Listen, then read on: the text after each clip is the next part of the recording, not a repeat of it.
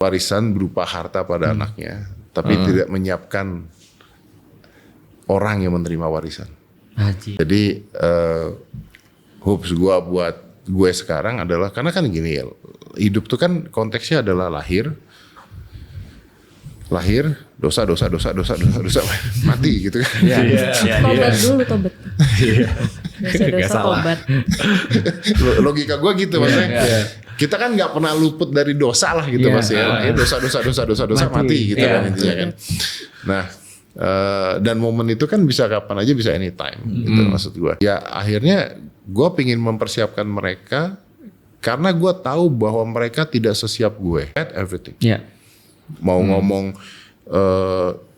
rajinnya, mau ngomong apa, How to deal with people-nya, mau ngomong apanya, karena saya hidup di zaman tidak seenak mereka. Nah jadi gue sempat ngomong kayak misalnya Aska itu salah satu anak yang agak berbeda kalau teman-teman gue ngeliat, karena dia tuh nggak suka brand.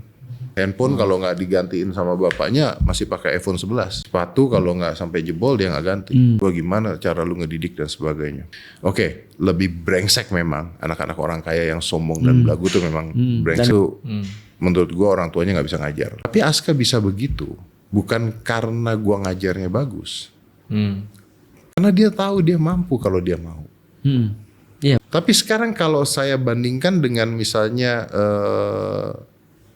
orang gitu, misalnya dengan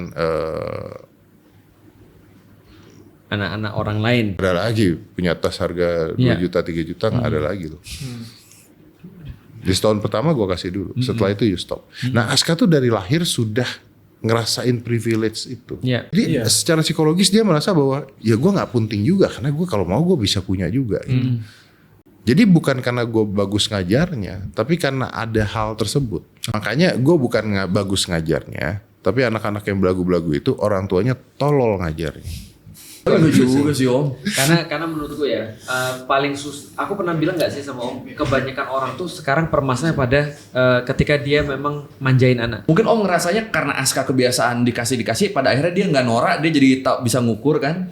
Tapi banyak juga kok yang karena dikasih mulu, ketika nggak dikasih. Om sebutin anak orang-orang yang punya privilege kayak Om yang bisa dijadiin contoh.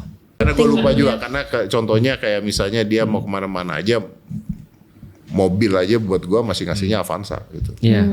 Itu sulit sih bagi orang tua, dan aku ngerti kenapa. Tapi ya tadi susah banget sih untuk sebenarnya nggak manjain, itu susah. Kadang-kadang kita nggak sadar kalau kita udah manjain.